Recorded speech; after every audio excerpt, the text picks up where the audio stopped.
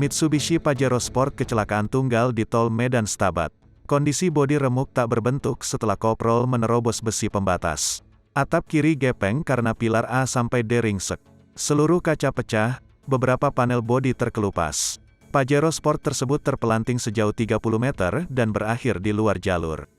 Peristiwa nahas tepatnya di KM 17 ruas Tol Medan Stabat, tanggal 11 Februari tahun 2022.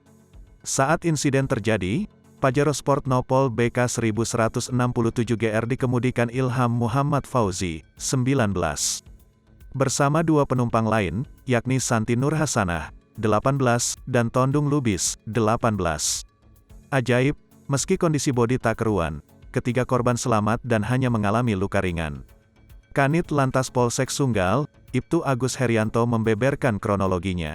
Laka tunggal di kilometer 17 Stabat Medan. Mereka menuju ke Medan, karena datangnya mereka dari Stabat, katanya. Untuk informasi sementara mobil mengalami selip hingga menabrak pengaman jalan, ucapnya, tanggal 11 Februari tahun 2022.